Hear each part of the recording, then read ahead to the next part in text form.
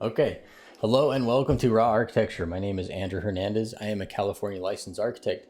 And today in AutoCAD, we are going to be discussing how to convert a PDF file to a DWG file. Now, before we get started, I'd like to invite you to visit the Amazon link below, and you can visit my book, How to Become an Architect Without a Degree. Is a guide to understanding the entire architectural licensing process in North America. I myself obtained my architectural license through California's work experience equivalent. I did not have a degree in architecture, and I wrote this book because California is not the only state or territory that has this work experience equivalent option. So whether you're getting a degree in architecture or you're going to be working through the work experience equivalent, this is a great place to start to get an understanding of what is required to become an architect. Okay, now on to today's topic, how to convert a PDF file to a DWG file using AutoCAD. Now we have to define what kind of PDF files are able to be converted. There are vector-based PDF files and what I call scanned PDF files. And the scanned PDF files are basically a physical piece of paper that was put through a scanner, and that scanner generated a PDF. Those scanned PDFs are not good to use. Some of those PDFs can be converted, but most of them are pretty useless. You have to convert them from a scanned PDF to a vector-based PDF using InDesign or another software. And then from that conversion, DWG can take those vector, and from that conversion, AutoCAD can then convert that vector information to a DWG drawing format. However, that format is basically useless, and I don't recommend producing DWG files that way. Only use vector-based PDFs when you're doing these conversions. So what is a vector PDF, or what is a vector-based drawing? Let's switch scenes here and we'll go to Wikipedia. Vector graphics. Vector graphics is a form of computer graphics in which visual images are created directly from geometric shapes defined in a Cartesian plane, such as points, lines, curves, and polygons. Basically, the drawing program that generates this sort of an image, basically a vector image, is used to capture data points with those geometric shapes. Okay, so what we're going to do is jump over to the PDF, and I'm going to show you a couple examples. This is a vector-based PDF. If I zoom in here, you can see all the lines are very clean, as they would be from AutoCAD or from any drawing program that generated this vector image and vector data. So all the lines are very clean. There's nothing's jagged. There aren't little spots all over the place, as if it was scanned from a physical piece of paper. So you could tell that this is a vector-based PDF. If we jump over here, here's an example of a piece of paper that was scanned and then converted to a PDF image. And it's not going to be able to contain all of the data that the vector image would. So we're going to go here and we'll zoom into this corner. You can see the building has a lot of little jagged points along the wall. All of these pixels are not in unison with the line that they're representing. And that's just the scanner picking up whatever is on the piece of paper. You can see little spots all over the place. So this will not convert to a DWG, it'll just get rejected. And I'll show you an example of that when I get to towards the end of it. So let's jump into AutoCAD. What you're gonna wanna do is open a new drawing. You can go File, New, or just hit the plus sign here. And I'm gonna check my units. Mine are set to architectural. And what you're gonna do is go Import. I'm gonna select the PDF that I showed just a few minutes ago. Hit Open, and this window is gonna pop up. You're gonna have a bunch of options here. Data to import, layers, import options. I usually leave this default. Sometimes the layer information can be ported over, and sometimes you just want the program to create the layers. Not all AutoCAD data information is retained in the PDF necessarily, so you'll have to play around with that with your specific PDF that you're converting. So I leave everything default, and I just hit OK, and I just click and insert, and you can see here it's converting. And then it pops open here. And if we zoom in, you can see that the lines are very clean. Everything is relatively the same. The text is editable. Most of the text is editable. This text seemed to come in as a line, so that could be something that is an issue, or you'd have to edit. Not all of the text came in exactly. It was interpreted as one piece of information, even though these two are supposed to be separated. So there are issues with converting a PDF to a DWG, but this is a much better starting place than starting with nothing. Instead of drawing everything over again, especially with the text. So you can just leave the text as is, because that is time consuming to type all of this information. Okay, so you can see there are a few issues, little overlaps.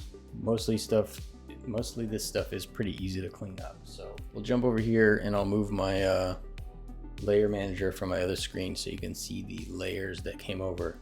It basically generated these 3 layers. So there'll be some work with the layers that you'll have to do once you convert it. Now we can do an experiment and we'll see what happens when I do some settings on the import menu.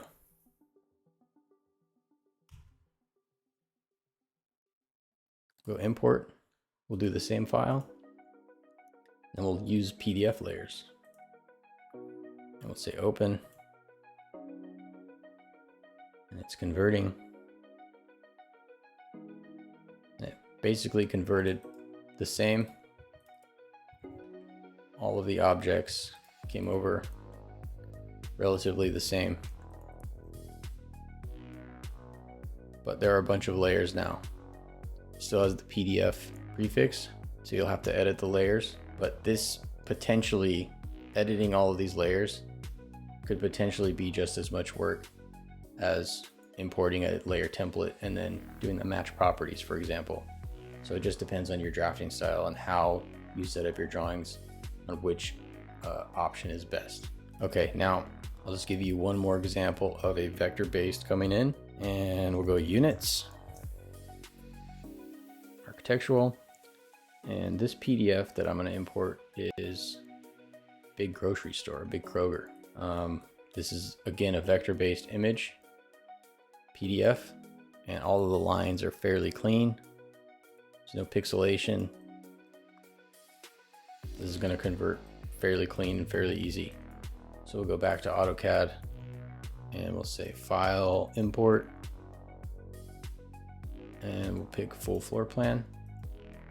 This might take a little bit longer.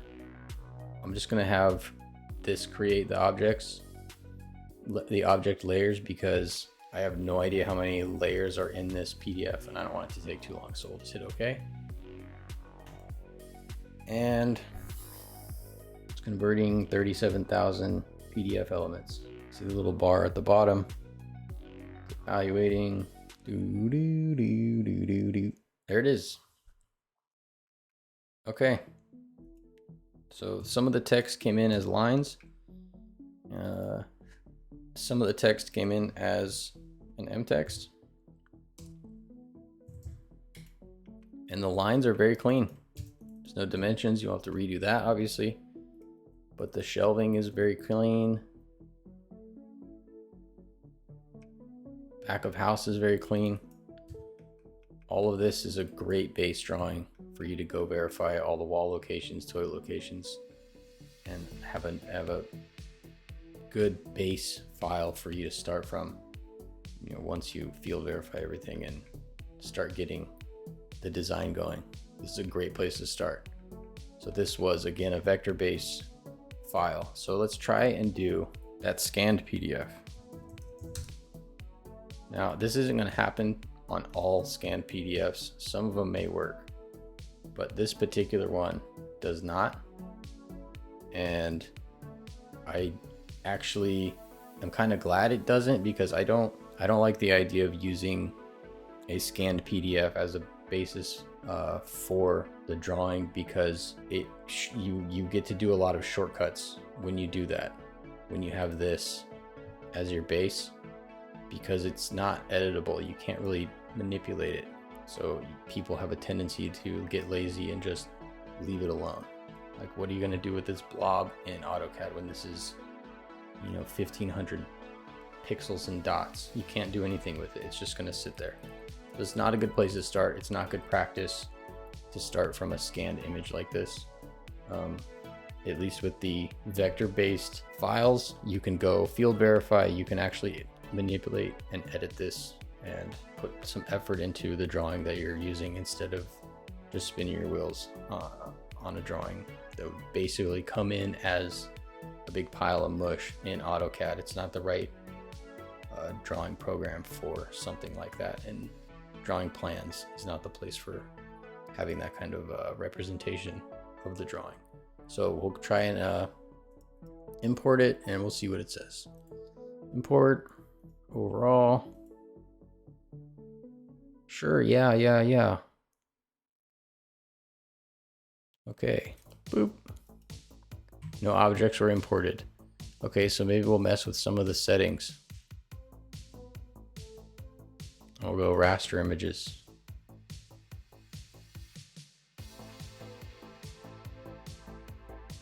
We'll see what happens here.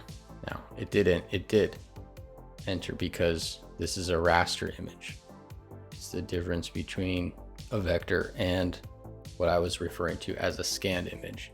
And you can kind of see here, this is a good little representation of what the difference is. Okay, so when we zoom in, you'll see what I'm talking about. Is this a block? What's going on here? Oh, it's actually just the image. It didn't convert it. So what happened with this is it took the rectangle of the shape of the PDF and then it imported this overall as just the image. So it's not, you can't manipulate it. There's nothing you can do with it. All right, so that's basically it. So this isn't any different than just dropping a JPEG right into a drawing. I don't recommend starting and using this as the main core of your drawings and data for your base design. Make sure you do the work, do it properly. And if you have a good vector base image that you can convert, do it and then verify it. Okay, so that covers how to convert a PDF file to a DWG file. Okay, now, thank you for watching, and if you'd like to support this channel further, please visit the Amazon link below or the Etsy store where we have digital products available. We're trying to get monetized on this channel. I'm trying to make this more a part of my weekly scope of work, and I want to produce more videos like this and more architecture related videos. So if you can like and subscribe, that greatly helps the algorithm and helps me out too. Thank you.